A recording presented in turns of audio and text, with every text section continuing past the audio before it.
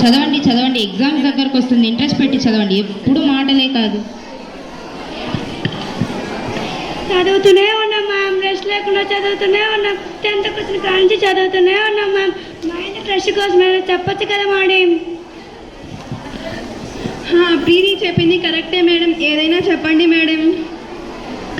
Okay, సబ్జెక్ట్స్లో ఏదైనా doubts ఉంటే అడగండి, ఎక్స్ప్లెయిన్ చేస్తాను. లేకపోతే డయాగ్రామ్స్ ప్రాక్టీస్ చేద్దాం. మ్యామ్ నేను డయాగ్రామ్ చాలా బాగా వేస్తాను మ్యామ్. నేను కూడా మీలాగే బయాలజీ టీచర్ లేదా డాక్టర్ని అవుతాను.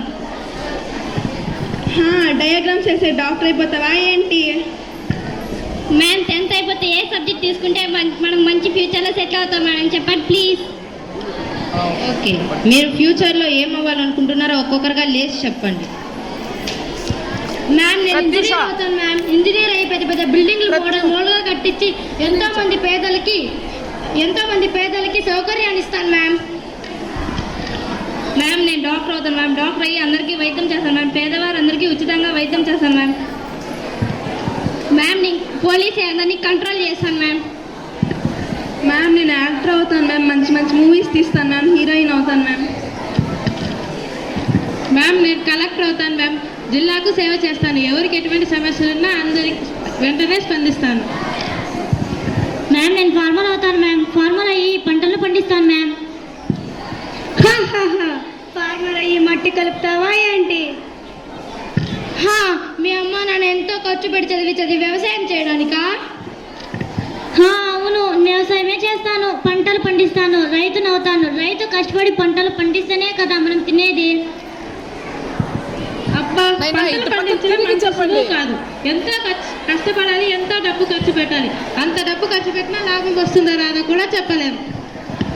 అవునవును నిజమే. మా నాన్న ఎంతో ఖర్చు పెట్టి ఎన్నో రసాయన ఎరువులు వాడినా పంట సరిగ్గా పండలేదు. చాలా నష్టపోయానని చాలా బాధపడ్డాడు మా నాన్న.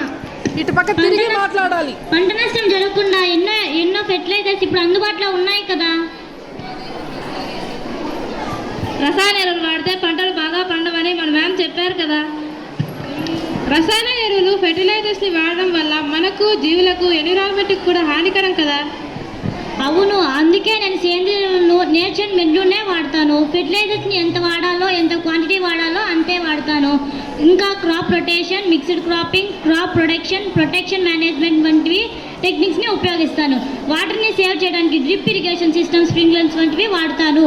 మ్యామ్ లెసన్లో చెప్పినటువంటి మంచి విత్తనాలను సెలెక్ట్ చేసుకుంటాను. ఇవన్నీ పాటిస్తే నా పొలంలో పంటలు పండవా ఏంటి, బంగారమే పండుతుంది. కాబట్టి అందరికీ అన్నం పెట్టే రైతునవుతాను. అవును కరెక్ట్. నేను కూడా ఫార్మర్ అగ్రికల్చర్ చేసి రకరకాల పంటలు పండిస్తాను. అయితే నేను కూడా ఫార్మర్ అవుతాను మ్యామ్. ఓకే, వెరీ గుడ్, చాలా బాగా చెప్పారు స్టూడెంట్స్. ఈ రోజుల్లో డాక్టర్ అయినా, పోలీస్ అయినా, ఇంజనీర్ అయినా బ్రతకాలంటే ఆహారం తినాలి కదా. ఆహారాన్ని పండించేది రైతే కదా. అలాంటి రైతులు మీరు అవుతానంటే నాకు చాలా సంతోషంగా ఉంది.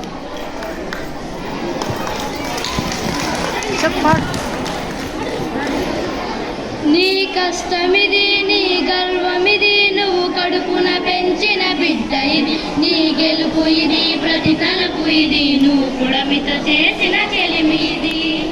వ్యవసాయం అనేది సాయముతో పులకరించిన నేల ఇది. మరి అందరి ఆకలి తీర్చిన చేతిని నోటికి నడిపే దారి అది.